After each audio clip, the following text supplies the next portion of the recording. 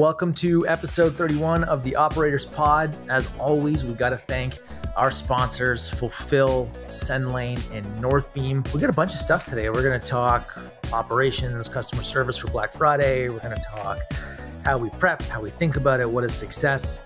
Lots of good stuff. So let's get into it.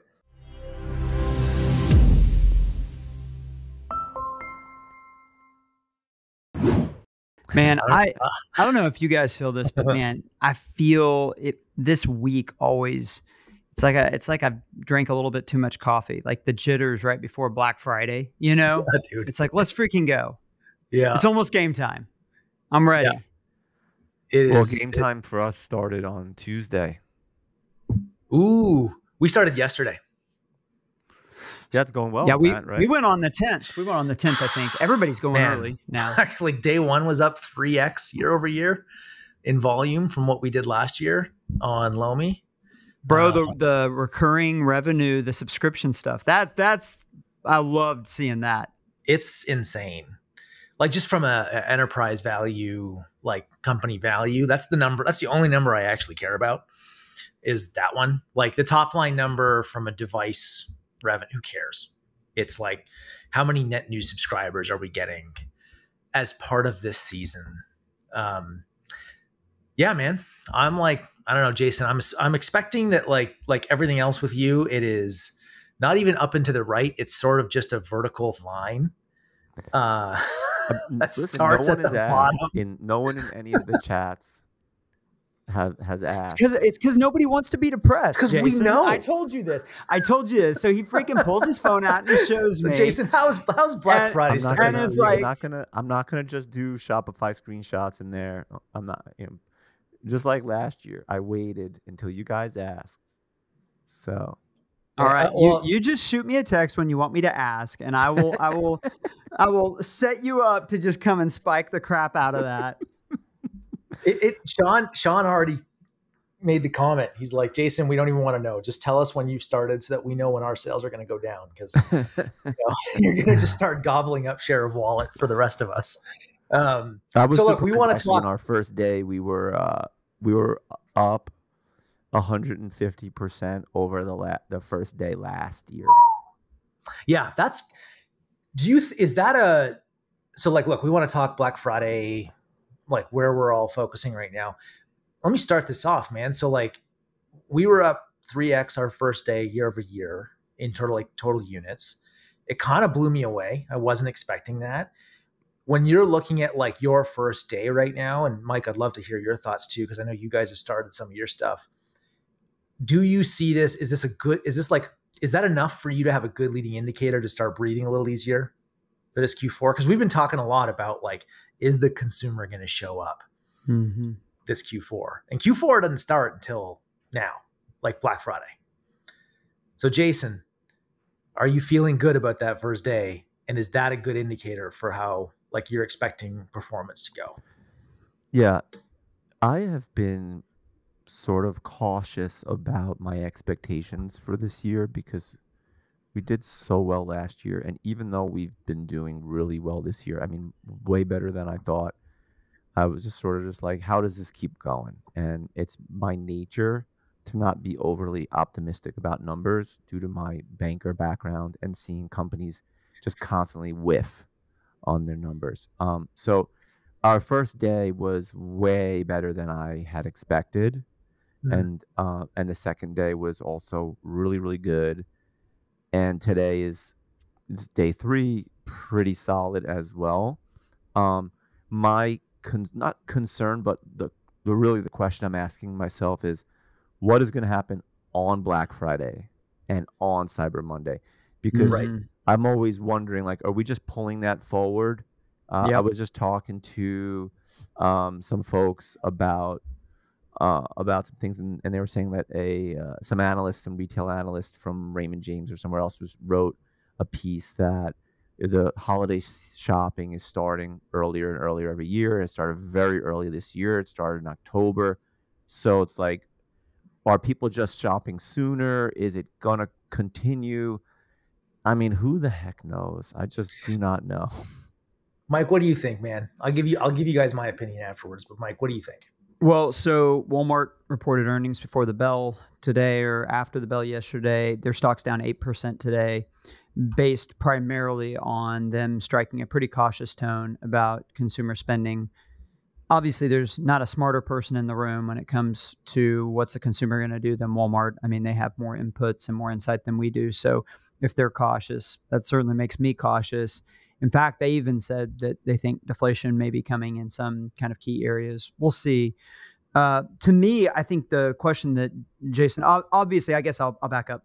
When I talk to brands, and really the last 2 weeks, I've just been around a couple thousand business owners at Main Street Summit and then at AMZ Innovate.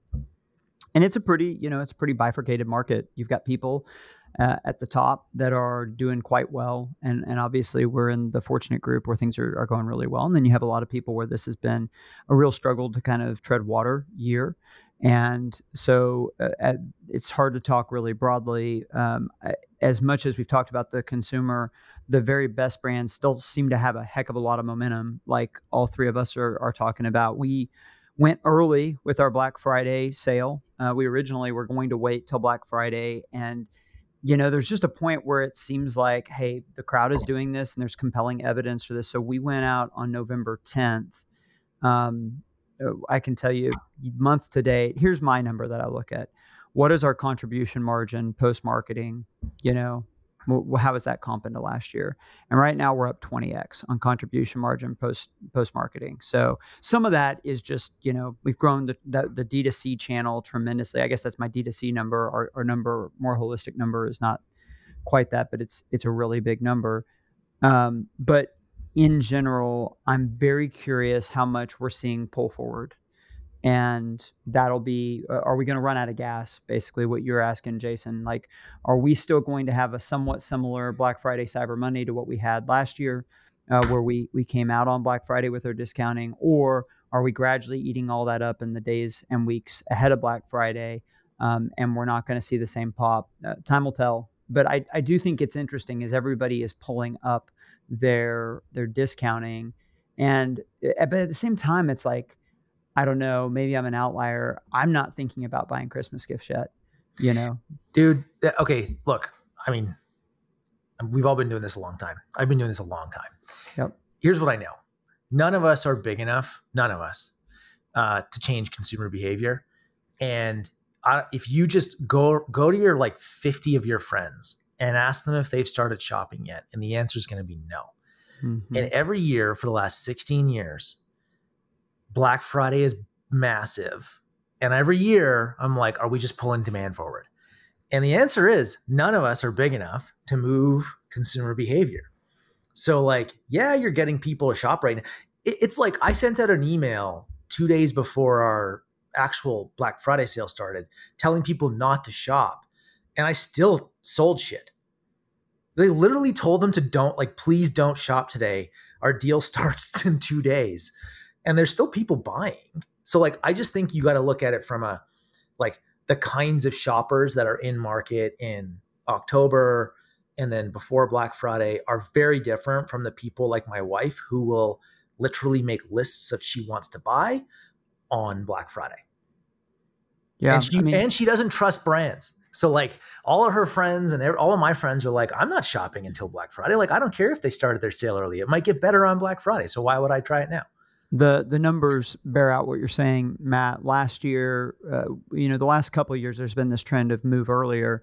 But 2022, one stat I'm looking at, digital sales were $9.12 billion during Black Friday, Cyber Monday, or maybe that was just Black Friday. And then 2021, they were $8.92 billion. So they were up, year over year. So there's not this indication that some of this going out early stuff is actually reducing what happens on the actual holiday. And one of the things that we're seeing is going out early really helps with us building the marketing, because this is going to be the first year where we're going to go really big on marketing. We are going to really, this has been one of my takeaways for everybody listening. We're in this chat group together, and the experience is really an iron sharpens iron kind of experience where everybody in the group has things that they're just excellent at, and we're able to like learn from and glean from other people's experience. But two of the biggest takeaways, or maybe the biggest takeaway, this came up on a panel we did just a couple of days ago, is you spend money like crazy when people want to buy. That when people want to buy, you just unload and believe that it's going to work. And one of the things that happened in our business, and I think this happens to a lot of bootstrapped companies, is that we were so hand to mouth for a long time that it's been difficult to be willing to take the step of faith to really ramp spend during these high demand periods. Yep. Because in the past, it was like, man, we need to be able to prove, we need to know that if we spend this money, it's coming back within 24 hours. And at some point, you can't unlock that next level of growth if you don't flip it and say, we're going to spend X amount of dollars and we're just going to believe. We're going to believe in our systems. We're going to believe in our product. We're going to believe that this is going to work out. And, you know, Jason, Matt, Sean, and others, I mean, one of the guys in our chat, this is crazy. We're halfway through November and we asked him like, hey, what are you seeing? And he said, well, you know, it's looking okay. Not really sure. We spend most of our money in the second half of the month. We have about a $55 million budget from November 16th to the end of the month. So that, when you're running a $4 million a day budget, the second half of the month, that is just mind blowing to me. But it's a good example of like, to really get to scale, you have to be able to be willing to take that step of faith. So for us, we're doing that for the first time this year, but being able to start early and be building our marketing spend per day into Black Friday, as opposed to just like a straight up vertical increase, it has been really good for us. I'd love to hear with you guys, like, how do you build marketing into this holiday? Oh, it's different for both brands for us. So like Pila, we're a meta heavy brand. So we're kind of always on, just in varying degrees, right? Like we don't, Mike, you know, you and I were chatting earlier today. Like we don't have an Amazon business. We don't have a retail business there. Like it's a pure .com business.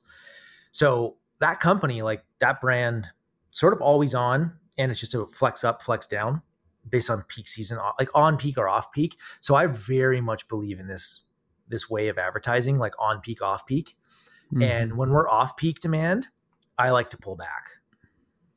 And like, how do you determine how much to spend during off peak? Are you really metric driven in that? Yep. It's just like, it's a MER target. You know, I'm not as crazy as some of the guys that we know around like AMER and like they go really, really nerdy and they try to track everything. I like when we're off peak, I'm just sort of looking at it from a blended, you know, like this is what I'm willing to spend. This is what I'm willing my MER to be. Lomi, however, is a whole other beast, guys. Like we're not a meta heavy platform. We're not even a D2C heavy brand. A business, you know, so much of that business is moving more and more enterprise, right? And we're doing like these B2B deals where we move lots of volume all at once and more service based. But for Lomi to build holiday demand, we actually this year, we waited longer to turn ads on. So we turned on like maybe 2 weeks ago.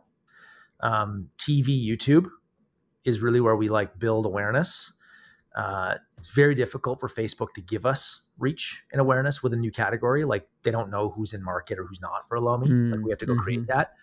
And then once sort of like on peak hits, you know, we just like, we rip and we like, we're willing to scale up and we know our guardrails and where we have to keep spend and what our acquisition targets look like and what we need our CPAs to be, what we need our subscription revenue to look like. Like we know all that stuff. But I like, and I got this from I know I've mentioned this before, but like the ex-CMO of Roomba was the one who really opened my eyes to this. He's like, why are you spending money when like consumer demand is just not naturally there?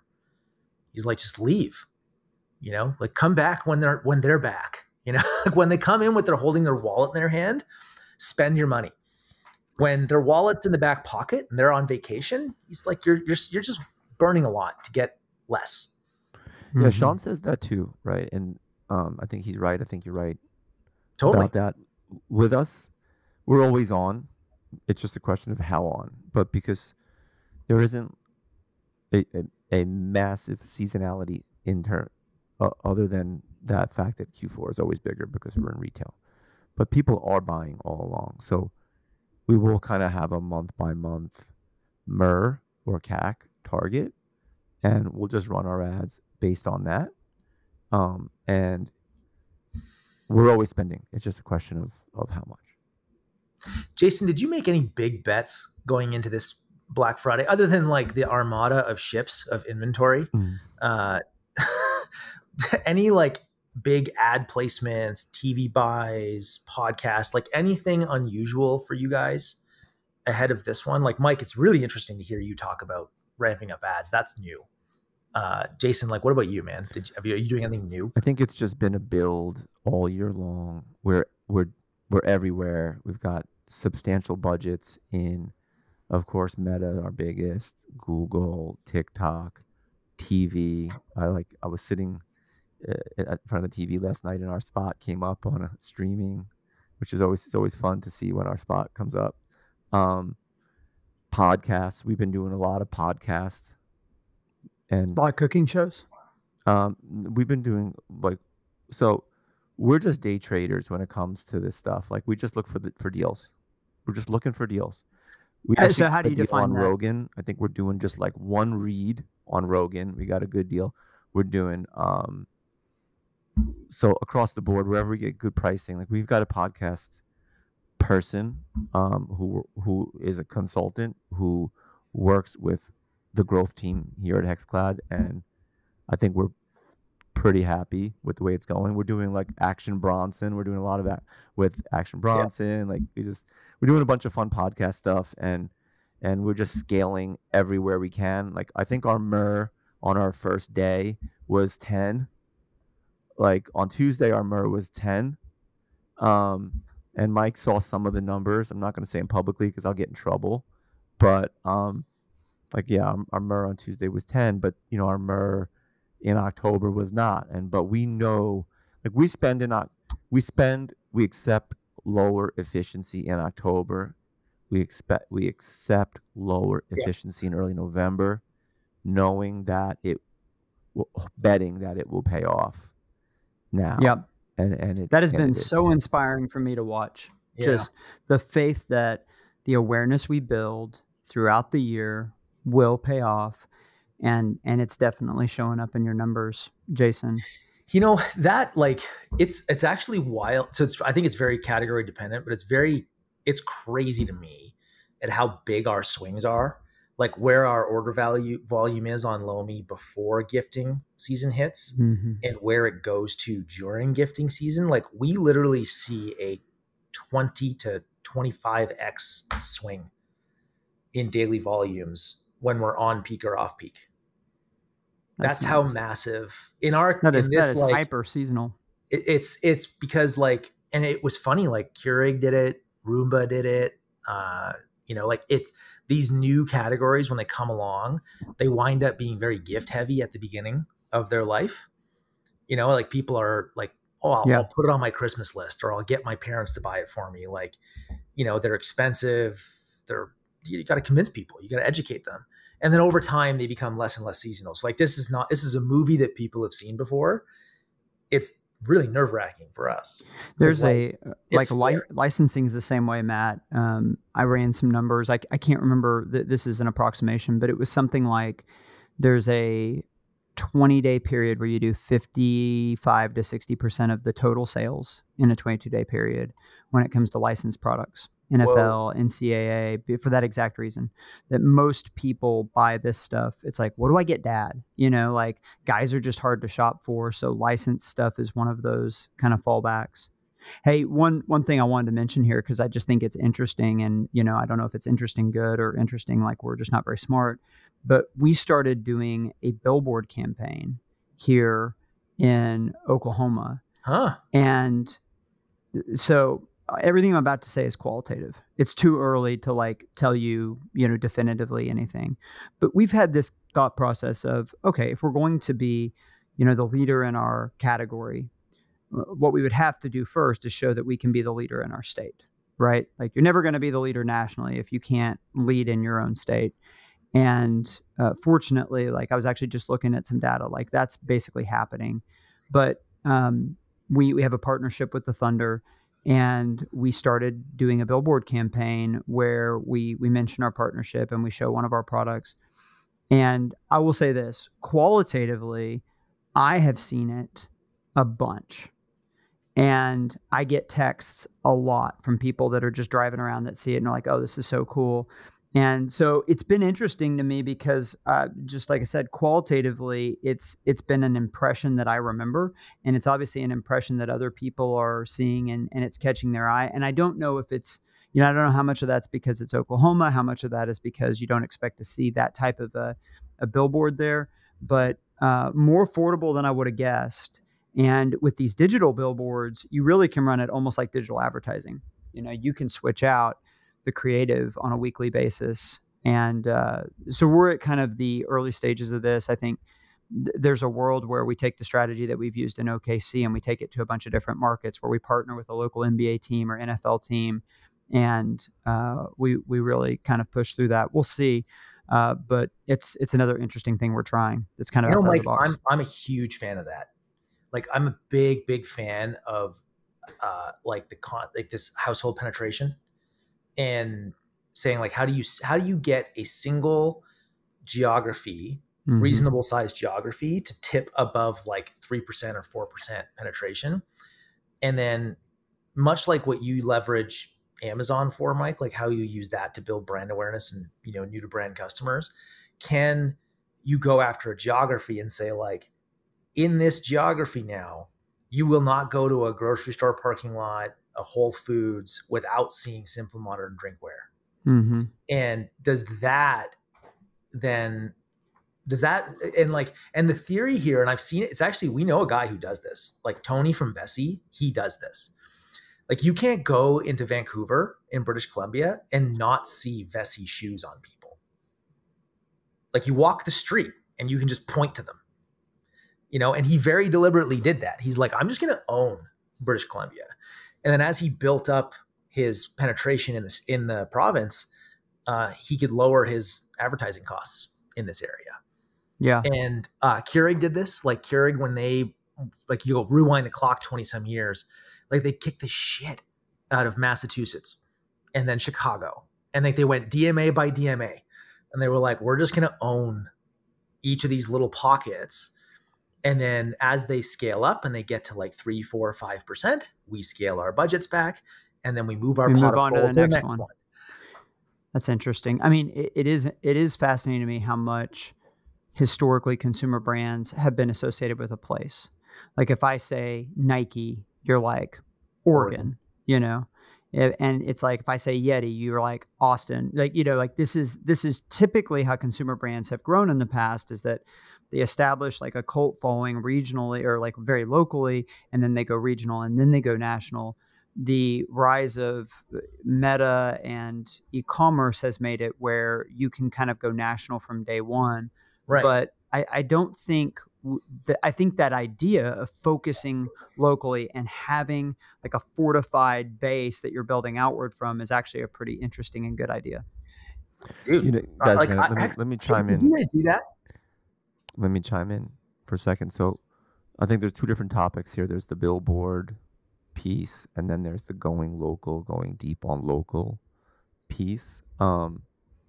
I don't really know much about the going deep on local. Well, I don't have a big opinion on going deep on local, although it seems to make sense. Like it's guerrilla warfare, right? You could take it house by house, city by city, and just go get it.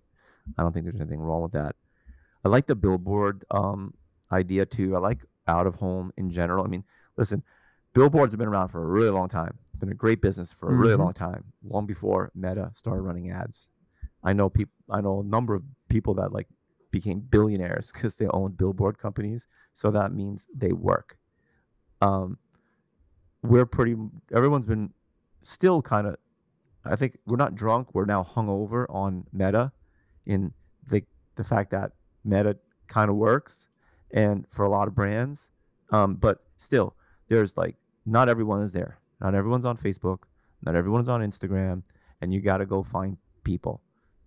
And so for us, TV spots were the first place we went And I bet you that billboards are something that we will go after at some point.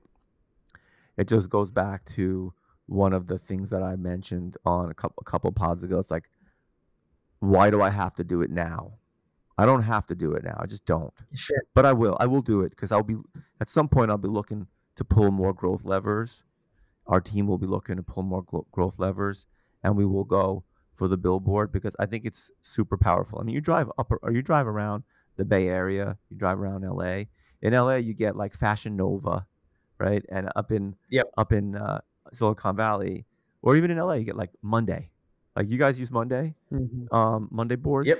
We use them very heavily. It's a SaaS solution for, project management. There's like Monday billboards all over the place. Now they're like a $10 billion valuation business, so it makes sense. But I think billboards and out of home in general it's great. It's just a question of like, when do you need to do it? Jason, do you think maybe you're inadvertently doing it with Roadshow? So have you guys looked at the Roadshow is a billboard? Business? And there's no question. 4,000 people a day probably walk past. I just heard that we were in 75 Costco's during this last like 10-day block. 75 Costco's times 4,000 people or 2,000 or whatever it is walking by our booth, and that's been going on since 2018. I mean, we've scaled the numbers a lot, but we've been in Costco's with a banner, with people demoing and making eggs and quesadillas since 2018. Have you looked at your D2C sales in the zip codes where you do the most roadshows to see if those sales by zip code, do you have higher household penetration in Costco roadshow zip codes? Yeah, we've talked about getting an understanding of that, but I don't think we've actually dug into the data yet. We definitely should. You should look, and then you should tell me, since I'm doing roadshows. It's the thing that I want to know right now is like, these shows are going really well for Lomi, right? Like, they're going really, really well. Costco's very happy. We're very happy. But the thing I'm wondering is like, what happens to our brand in these places that we go back to and we revisit regularly? Do we actually see more penetration broadly across all channels? Like, an interesting idea this is bringing to mind for me is I wonder about the idea of how you mix digital and physical and, like you said, out of home experiences in a particular area, Jason. Like, does layering something like billboards on top of a place where you're doing road shows, where somebody who's likely to see that road show is also likely to see a billboard, or even having targeted campaigns digitally where you're going after people that probably could have seen a road show. Like, I think that is where marketing is not very good at omnichannel right now. And I think that's an area where probably people are going to get smarter, is they're going to start trying to figure out, how do I get in front of you in a lot of different contexts, because most likely it'll help kind of make it resonate and crystallize in people's psyche that, okay, I saw Hexclad in Costco, and then I'm driving home and, I saw another billboard. And then later that night on Instagram, I get served an ad, and it's like, you know what, I am going to buy that. Right. So I really believe, Mike, that you're right. I think that and we've sort of touched on this in the past, and I know Sean and I jam on this sometimes, but like, I do believe that, Jason, a big part of your success is because you are being discovered in a high trust environment, which is roadshow. Like, you're in a Costco and people trust Costco. And when Hexclad's in a Costco, you're like, inherently, I get to borrow some of that brand trust. And your product is awesome. So over time, word of mouth takes over, right? But like, we don't, as marketers, and particularly in D2C, we do not talk enough about product market fit, product channel fit, specifically for like, where is the best place for people to discover your brand? And the answer to that question is often not Facebook. Yeah. What's funny though is, just as we're talking about this, and if I'll just laugh. So there's a guy on Twitter, you guys probably, Jess. I think he's a media buyer. So he tweets yesterday. Yeah, he's good too. What's the power of omni-channel? ? I don't need hexclad pans. I don't even want hexclad pans, but every day I can put up less and less resistance. There is a Stockholm syndrome forming between me and the hexclad funnel. The ransom is $999, 36% off for BFCM. Pray for me. That is amazing. This is it, dude. Like, it's perfect. Like, I think you guys have executed on this, whether you did it on purpose or not. You show up in a lot of high trust places. And then that just makes your D2C meta machine work incredibly well. You know, Mike, where do people discover Simple Modern the most? Like what you were just talking about, which made me think of this for some reason. Marketing is about repeat impressions. It's the same with any kind of sale, you know, a B2B sale, right? You very rare you're going to get someone to buy the very first time you talk to them. Like when I was a banker, we used to say, like, you need to talk to someone X number of times, I forget how many times, before they might hire you. It just has to happen. It's the same thing. It's a super important point. Like, I think that like a conversation around advertising always comes down to like first touch point, last touch point, and like getting the most cost effective first touch point. Like that's, we've like listened to Sean talk about this. Like, what is my cost for, what's my CPM and how do I lower that? And I actually think the real hack, the real strategy is like, how do you get the most cost effective all touch points, like repeat touch points over time? Because purchase consideration cycles are way longer than any marketer ever wants to give human beings credit for. Like, we're impulsive. I mean, I think the thing that social media has helped us some with this, but we're very limited in our ability to crawl inside people's minds and understand when they're ready to hear what we have to say. And that's one of the reasons why you just have to get in front of them multiple times. It's interesting with me, even I'll try and deconstruct why I made some of the decisions I've made purchasing wise over the years. And like, oh, I saw that thing 10 times. I never pulled the trigger, but then I bought it on 11. Why? You know, like, why is that? Is it that I finally got wore down? Is it I finally saw the offer when I was in a place where I was ready to say yes to it? And I honestly don't know the answer even for myself. So, you know, I don't know how other people would know the answer to that question, but it sums out the same, Jason, which is we get in front of people consistently because every time there's a chance they say yes. You know, last year, this time, ops was pretty scary. I mean, it got really scary like a couple of weeks before BFCM, and was one of my top 3 initiatives this year. And a big part of that was onboarding with Fulfill.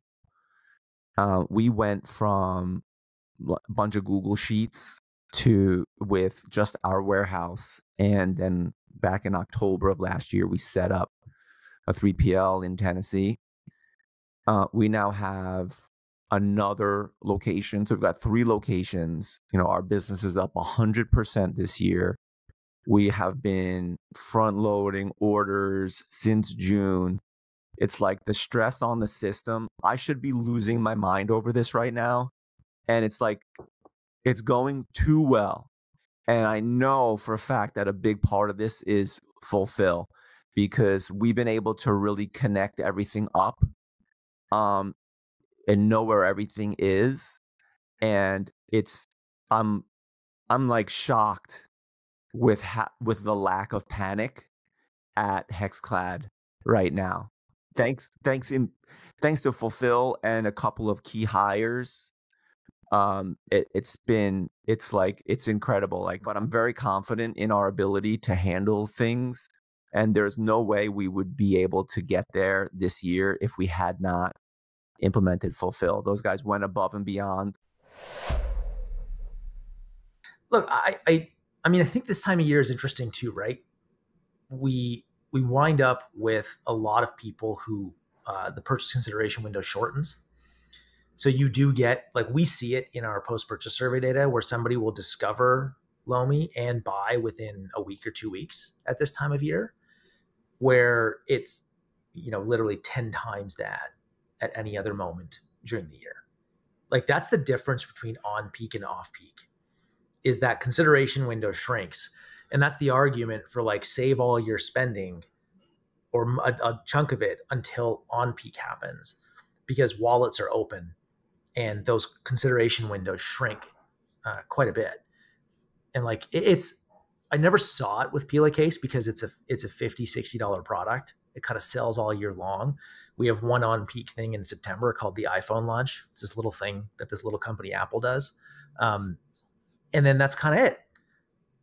Right. But with Lomi, my God, is it ever on peak, off peak? You know, March, April, May, June, gardening, Christmas gift giving. And I could kind of just go on vacation the rest of the year if I was a D2C business.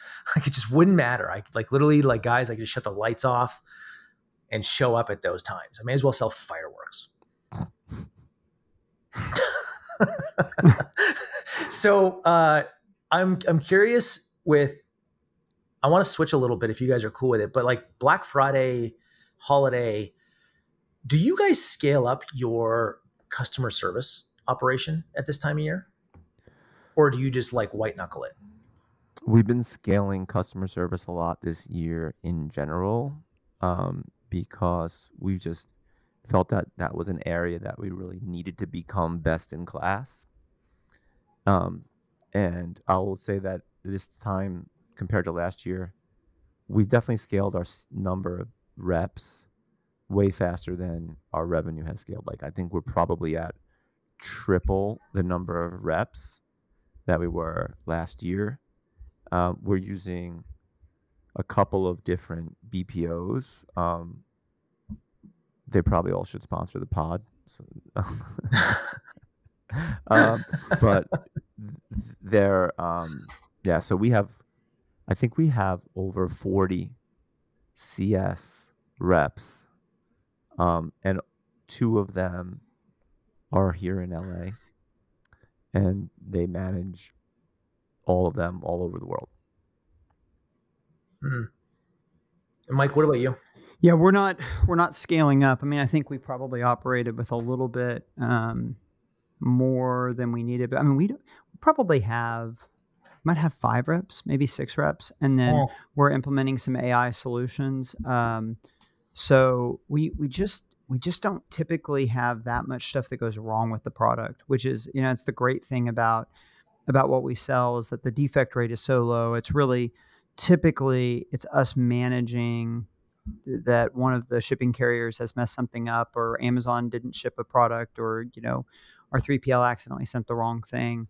So probably the biggest customer support challenge is going to be that we're really ramping up with personalization this year. And there's more surface area for personalization to go wrong for sure. So we'll see how that goes. But right now, I do think people are asking me constantly about AI. We have not talked about it too extensively on here, but to me, customer support is the very first place that AI is disrupting. It's the most obvious. One of the more interesting applications, a couple of interesting applications that we've talked about as a group. One is that one of the people in our chat, they deployed a custom AI solution that they had made for customer support. And it actually helped them to discover some failure points that they weren't aware of, which I thought was really interesting. And that'll be interesting when the AI and the tools that we're building are good enough to help us see some things that we're not even seeing when we're using people to solve these issues.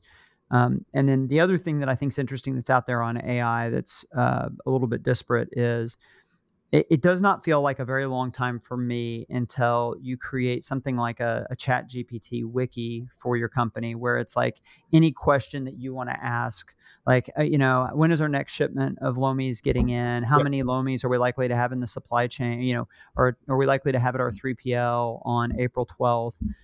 Whatever, that like questions that a lot of the communication that happens in Slack, it feels like could start to get funneled towards, some kind of like HAL-like being that can just kind of answer questions for people at the company. And I know that that's a solution that's being worked on, and it'll be pretty interesting and would probably make even things like customer support significantly easier and significantly more efficient. It's the analyst function, right? I'm sure all of us do this. I did it this morning. I came in and I had like 6 questions based on the numbers I saw yesterday.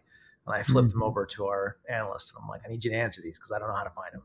Yep. And like that, she's querying data and she's looking at things, right? But what could she be freed up to do if some of those basic queries could be taken care of by some kind of like chat, interface type thing?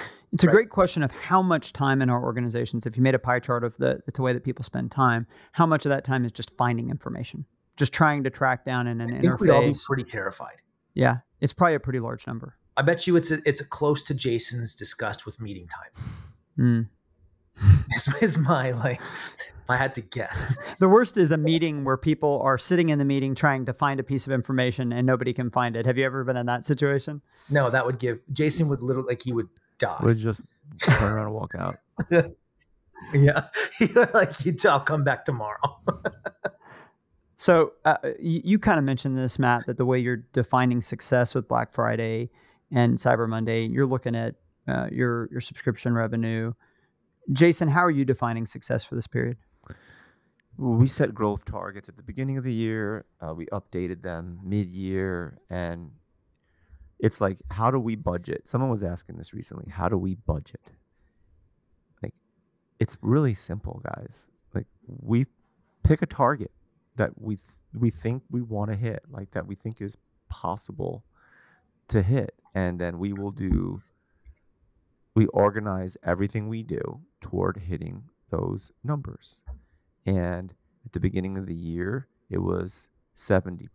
We're like, we're gonna target 70%, and then we blew Q1 out of the water, and we upped the target to 100%, because that's what you do, right? You budget and then you rebudget. You forecast and you revise your forecasts, and so I think for us, 100% growth is what is the target, and we're on target.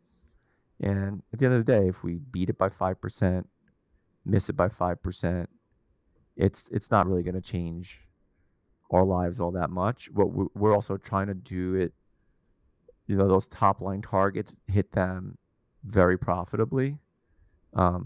I do have to tell people to resist the urge to overspend. We're definitely spending a lot. You definitely want to spend a lot, but you could still overspend. It's like, take the win, take the W, take the 10 MER on Tuesday. You didn't need to spend more. The 10 is the 10. Like, don't think because you have an overall MER target of 6 that you need to keep spending. Like, take the 10, take the win. Yep.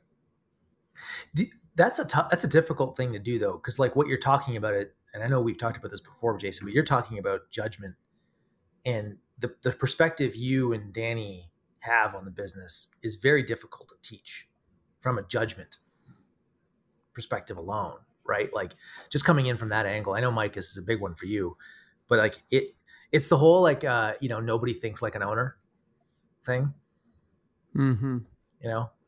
Yep. Like 10 sounds great. I don't feel bad when you hit nobody it. thinks I like if we also like no one. There's like two factors to that. So like making the good decisions. Of course, there's your overall business judgment, your ability to make good decisions, which is part experience, part intelligence. But on top of that, it goes back to being obsessed, and we talked about this at the Send Lane event. That was the Panzerism I did there, and I think we're going to release that at some point because it was a good talk that Mike and Sean and I did. And Jimmy from Send Lane was on that one in the panel with us. But like, we make good decisions in part because we're just obsessed with it, right? It's just like you said, the owner mindset. If everyone had an owner mindset, like, it drives me crazy. Like, everyone is out shilling something else on Twitter. Like, CEOs are out there shilling like services for other people. Like, how do you have time? Like, what are you doing? Like, you're clearly not. Either your business isn't that good. Like, I don't know. But anyway, like, it's that, or they work a lot. That being like, or they work a lot. That being obsessed thing is, you cannot discount it. It doesn't mean that you can't go enjoy your life, but you have to be obsessed.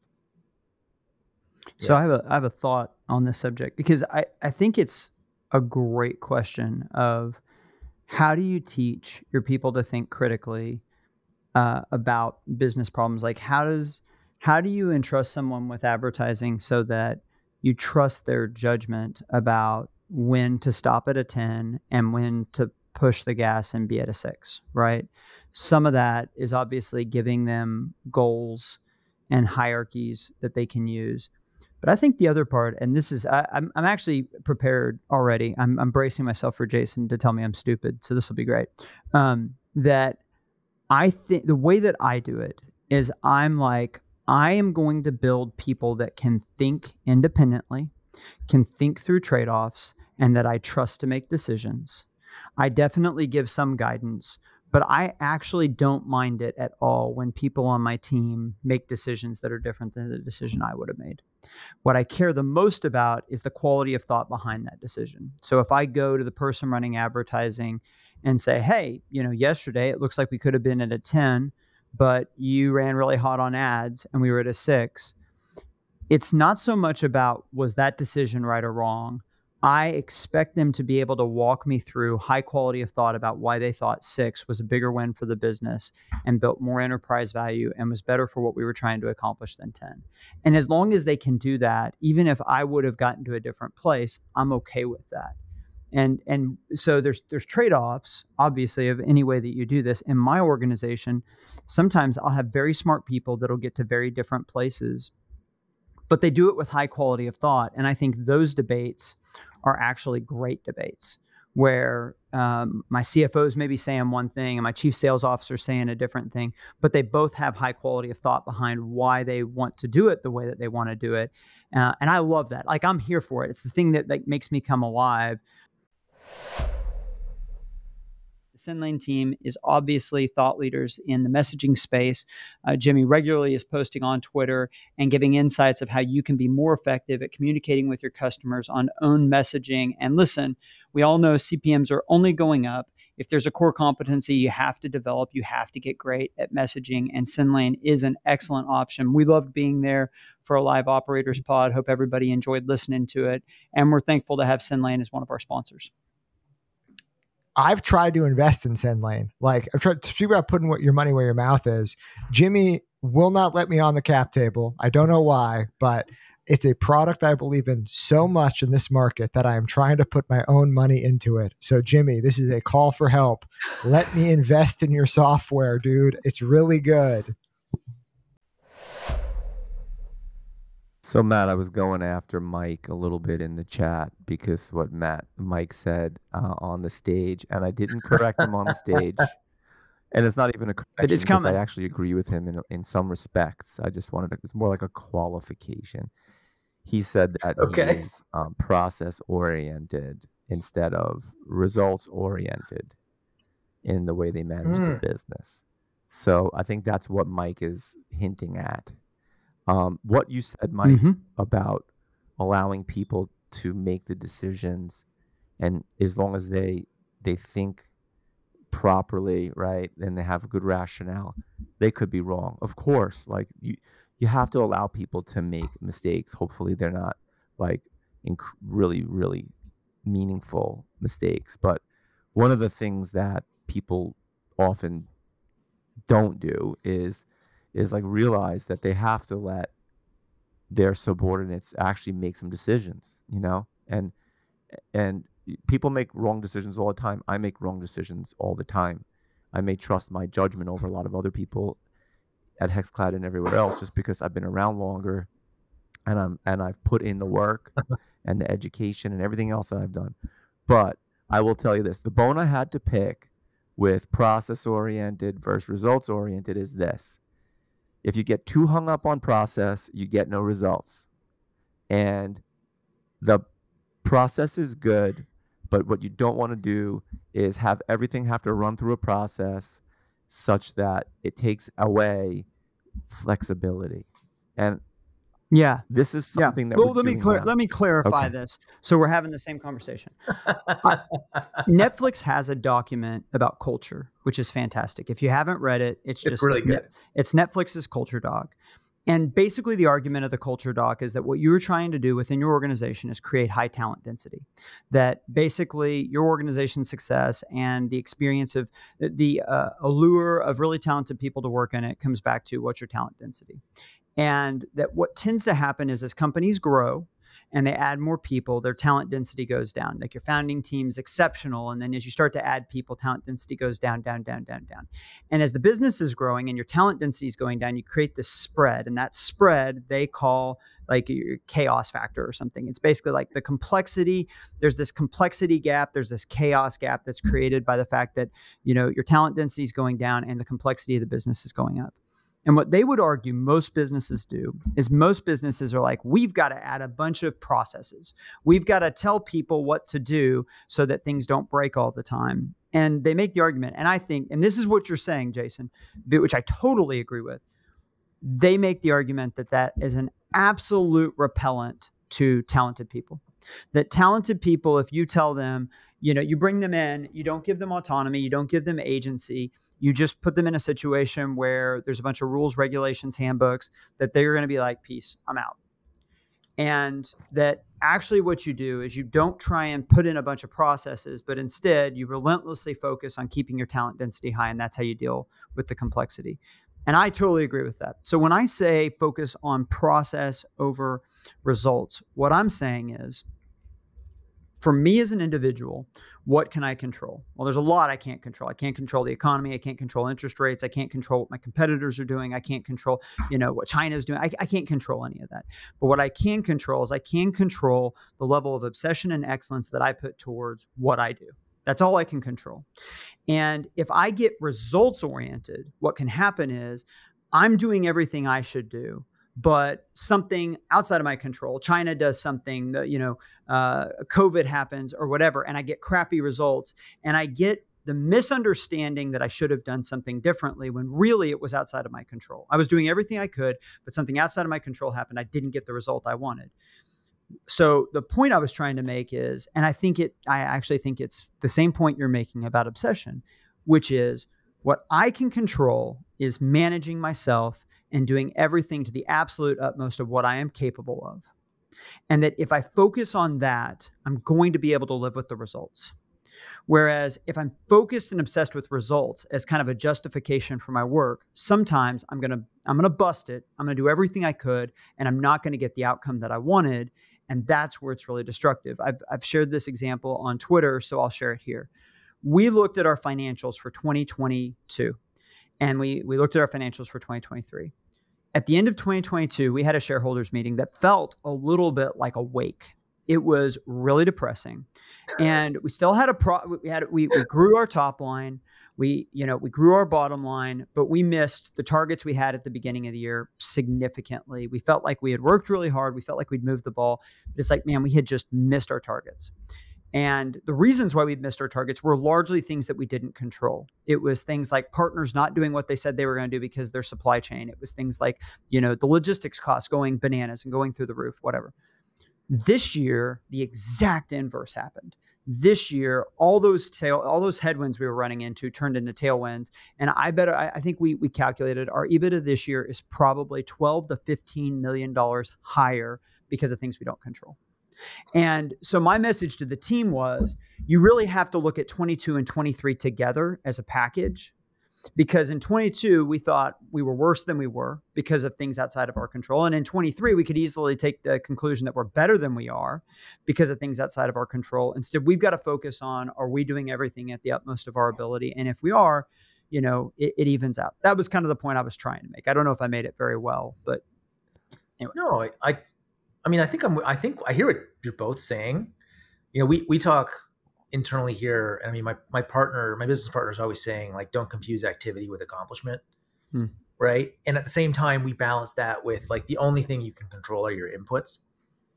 Like, truly, it's where you put your time. Like, Jason, to your point, like, where do you focus your agency? So I think I sort of agree with, like, I think the truth is somewhere in the middle, as always. It's like, you can only control your inputs. You should be process oriented, but, like, never to the detriment of, like, perfection over progress. You know, like we all know people who are like mega process oriented, but like don't ever get anywhere. Shit, I probably have people like that on my team right now. They drive me nuts, you know, but we balance them out with like total chaos. So I think the truth is probably somewhere in the middle. And I think, Jason, it's good that you call it out though, because like when you hear advice on either end of that spectrum, you know, like all that matters is the outcomes, or all that matters is all that matters is your inputs. The reality is, like, if you're a business owner, you gotta put all the effort into inputs and run the process, but you still gotta trust and check the outcomes. Like, unfortunately, those matter a lot. Hey, look, it's really hard, and you're right. Like I would say, there's my story, there's your story, and then there's the truth. It's always like somewhere in the middle.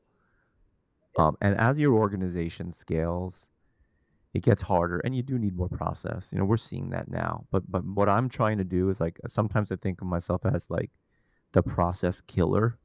I want to kill processes that we don't need, and I want to input processes that we do need. We've done like a lot of corporate communications in the last couple of months about things because we needed to clarify them, and we needed to have a process here as we've grown. We've added so many people, and the bigger the organization gets, the more this you have. And I've just seen it go bad.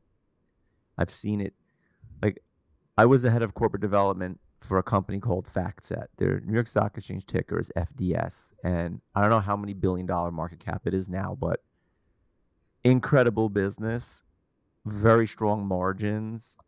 Like, these guys invented they were the first ones to like take a number from a database and drop it into a spreadsheet. Like, that's like, they invented that in like the 80s. And when I was there, they had so many engineers like managing legacy systems and code. And it just, like, there were so many bodies that didn't need to be there. Right. And I just think, as you get bigger and bloated, you get bloated. And you need people at the top to constantly be focused on, like, how do we make this stuff more efficient while still having the processes we need? Just like, Matt, you say about like firing your bottom 10 performers and stuff like that. Like, that's one way to do it. And what Mike, you said about having just trying to develop your people, have the smartest people, like, those things are really, really important. I think at our level and our stage, all of our businesses, the tone gets set from the top. And how do you get people to make good decisions? How do you get people to achieve or strive to achieve well? By setting the tone and by building relationships and inspiring your team. You know, when I'm out traveling a lot, or when Danny's out traveling a lot, there's people are like, when you come back to the office, we want you here, you know? And it's actually makes me feel really good. And I don't think this is one of those cases of someone just stroking me, like, because we bring energy to the office. And so the top management or the leadership everywhere needs to be, instead of thinking about process, should be thinking about, like, how do I get the most out of my people? You need a source of truth reporting hourly to accurately pivot budgets and campaign spend. And that one feature alone, my whole paid media team logs into it, my whole creative team logs into it, and they can see which ads are driving sales, you know, creative, whatever, on an independent basis with real-time data, and then pivot budgets accordingly. So thank you, Northbeam, for being a sponsor. They also have a mixed media modeling tool, which this only applies for the big boys in chat. If you're spending $10 million a month, you need a mixed media modeling tool. And if I'm the first guy to tell you that, how the fuck did you get to $10 million a month in spend? Like, I'm too dumb for you to take advice from me, but that is the next level. Attribution tool first, then mixed media modeling, and Northbeam can carry you through that. Yeah. I just want to reiterate, like too much process in a business. I completely agree. I think there's different types of process. What I'm talking about is internal thought process more than I'm talking about like actually like you do A, then B, then C. Like systems. Here's a great Elon Musk quote for you guys. Possibly the most common error of a smart engineer is to optimize a thing that should not exist. And I think that that's the way that it can really become in our businesses, is that it's easy to develop a process and then to try and make that process better and better without asking the question sometimes, should this process even exist? Mm-hmm. You brought up Elon, Mike. Did anyone listen to Elon on Rogan like last week? I've listened to parts of it. I haven't listened to the whole thing. When he did the whole thing about I heard San it kind of Francisco. devolves a little bit as they get stoned and get the munchies, that it kind of devolves a little bit because they're like eating in the mic and stuff. But this is apart from them, like what did they do to try to shoot a crossbow into the Cybertruck, which was, I thought that was kind of dumb. But he went into like really interesting detail about why he bought X, formerly known as Twitter, and about the San Francisco and the Bay Area, and this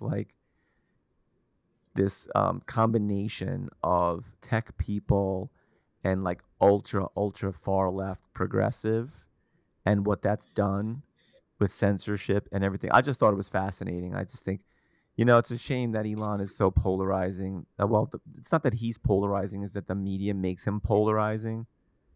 I just don't understand how anyone could dislike the guy. I just don't get it. I do not get it. Like, if you really dig deep into... there's people that dislike everybody. That's fine. Like, I think it's okay. I'm with you. I admire the hell out of what he tries to do. Like, I think it's great.